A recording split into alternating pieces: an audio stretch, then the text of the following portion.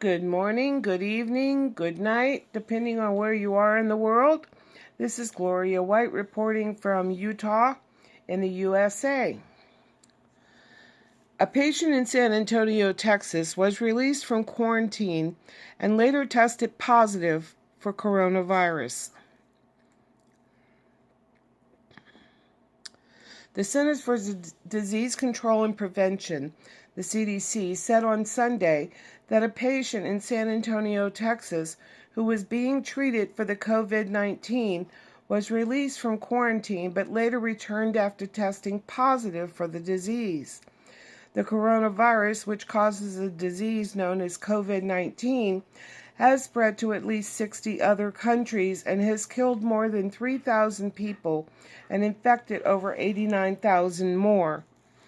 In a statement on Sunday, the CDC said an individual was being treated at a local medical facility for several weeks after returning to the U.S. from Wuhan, China, known as the epicenter of the coronavirus outbreak. The person was under isolation for the duration of treatment in the U.S. According to the CDC, the patient was discharged from the facility after meeting all of CDC's criteria for release, resolution of any symptoms, and 2 consecutive tests of negative results collected more than 24 hours apart. The CDC noted that the patient was asymptomatic upon release from the medical center. So I guess he had it. They tested him. 2 tests came back negative, and I guess they had another test, or he was relapsed. I don't know why there was this 3rd test result, but following the patient's release, a subsequent sample tested weakly positive for the COVID-19, leading the CDC to bring the individual back under quarantine at the medical center out of an abundance of caution. The discharged patient had some contact with others while out of isolation, and CDC and local public health partners are following up to trace possible exposures and notify them of their potential risks, the press release said. The CDC is aware that others have encountered similar situations where test results have alternated back and forth between negative and positive, it added. This is part of why CDC criteria states that a patient must have two negative test results from specimens taken more than 24 hours apart. The cycle of the virologic infection on this particular patient is longer than what we have previously seen. San Antonio Mayor Ron Nirenberg said in a statement that the CDC's actions were unacceptable. The fact that the CDC allowed the public to be exposed to a patient with a positive COVID-19 reading is unacceptable, Nirenberg said. We will hold the CDC accountable for providing complete transparency for the public. This situation is exactly why we have been asking for federal officials to accept the guidance of our medical community.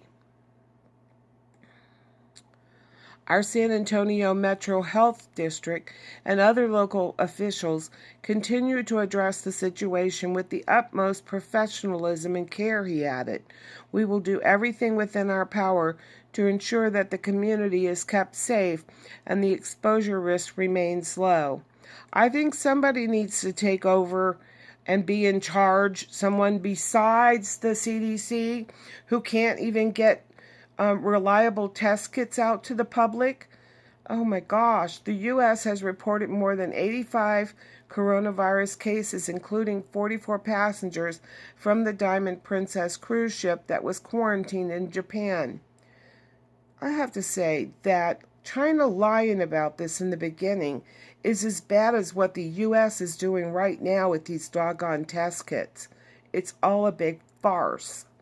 On Sunday, the U.S. Department of Health and Human Services said it was investigating the production of faulty coronavirus test kits. 9 U.S. coronavirus cases were reported on Sunday, including New York State's first confirmed case. How many other people are infected and the tests are showing that they're not, and they're being let go into the public to what? Contaminate and infect how many people? The coronavirus death toll has exceeded 3,000 with more than 88,500 infected. Here's everything we know. The U.S. just reported its first coronavirus death, a patient in Washington. Here's what we know about the 70 U.S. patients. I have to correct that because there's a second person that died in Washington State. WHO director says there's a need to prepare for a pandemic. But global markets should calm down as coronavirus wreaks havoc on the global economy. There is a need to prepare for a pandemic. We don't have any treatments for this novel coronavirus right now, but scientists are racing to change that. Trump's efforts to muzzle health officials and downplay coronavirus mirror the tactics of an authoritarian regime, experts say. Are these CDC experts or the World Health Organization experts? Who are these experts? I like when they just throw out there that there's an expert somewhere in the mix. I want to see credentials, certificates. I want to see graduation certificates. I want to see your certification papers. Did you really graduate? I mean, come on, people. This is nuts. Faulty test kits. Letting people go out into the public and then trying to track them down. That's like the taxi cab driver that was infected, and they were going to try to figure out all the people that he had driven around. I think that was in Italy. Oh my gosh, it's like the Three Stooges or something. I'm trying to get my laptop to work here. It's given me problems all night. This is the second time that the third time that I've tried to get this video out. I don't know what the deal is here. Look, I'm closing it. I'm clicking on it. It's not closing. I'm trying to open this one. There we go. Okay. Now it's in the mail, folks. It's really in the mail.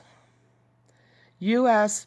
Postal Service worker tests positive for coronavirus in Seattle area.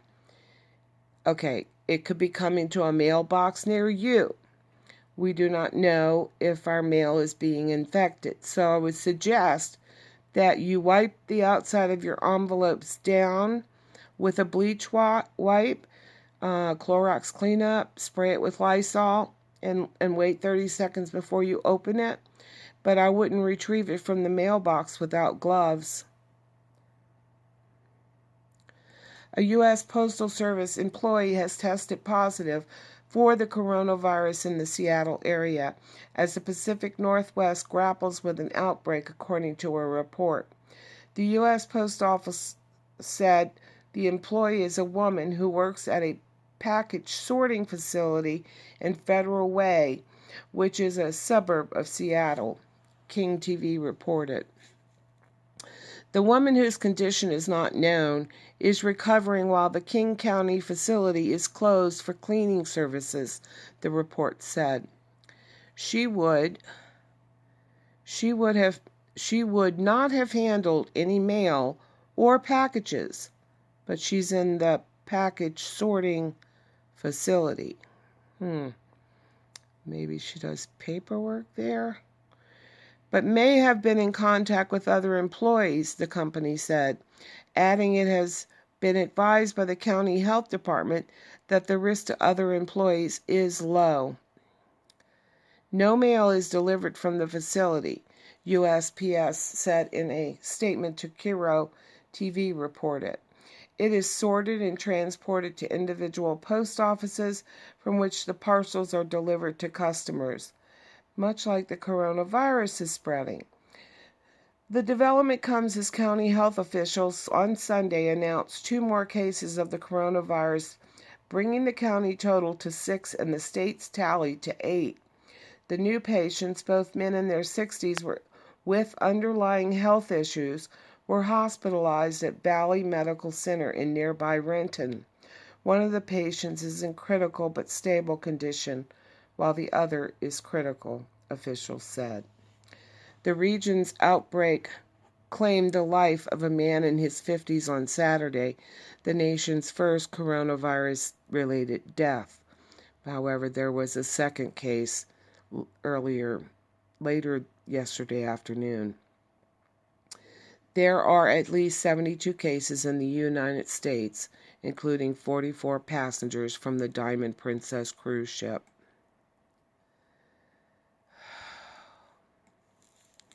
And then I have another story for you guys. This is so sweet. This is so sweet. Oh my gosh. Please let it come up. Please let us have this happy story, this happy ending to this sad news. Puppy sits in a shelter smiling at everyone who passes. This puppy is adorable. I mean, adorable. I don't know if you guys can see him. He's smiling. He has his little teeth, his lips pulled back in like a smile. Courtney Wingate was at a local animal control when she passed 3 little lab puppies in a kennel. As the director of the Humane Society of Northwest Louisiana, Wingate knew she couldn't leave the adorable puppies behind, especially when one of them flashed the most charming smile she had ever seen. Wingate called volunteer Sarah Walton, who ran over to grab the 8-week-old dogs. A big LSU fan, Walton named the pups Joe, Boudreaux, and O after the quarterback and coach of the school's football team. The puppies tested negative for parvo at the vet, but once at the rescue, Boudreaux, the pup with the heart-melting smile, got sick, and they rushed him back to the animal hospital where he made an amazing recovery.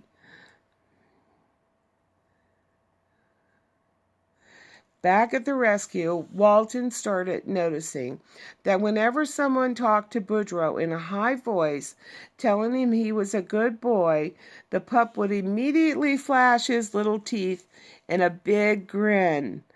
It's whenever you're talking to him real sweet, he gets this smile like he wants something. Walton told Dodo, it's like he's telling you, come pet me, come love me. Can you guys see that? Is that adorable? Is that like the cutest little face ever? Oh my goodness. Oh my goodness. I had a dog, and her name was Stevie, and she would smile. Oh my gosh, it was just so sweet. Oh, Boudreaux, you're killing me, Boudreaux. Oh my goodness. He's so adorable. When the dogs were ready to start looking for their forever homes, the rescue posted a video of Joe's natural talent for fetch, and Joe immediately got adopted. The entire litter was friendly and sweet, and they liked to play. Walton said Boudreaux and his sister are starting to learn fetch, too. Walton and Wingate began to think about what special talent Boudreaux could show off in a Facebook video. He wasn't as good at fetch as his brother, but he was a sucker for sweet talk. And when we were thinking Boudreaux wants a home so bad that he's always smiling, trying to cute it up, Walton said. So we took that video, and now it's going viral. You can watch the video here. This little Boudreaux. It's so cute.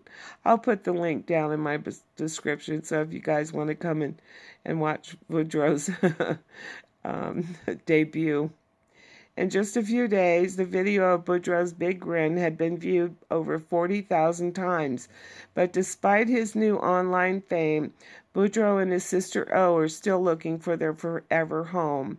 The puppies know they already won the jackpot when Wingate and Walton pulled them from the kill shelter. But one day soon, Boudreaux and his sister hope to have something a little more permanent to smile about: a home and a loving family.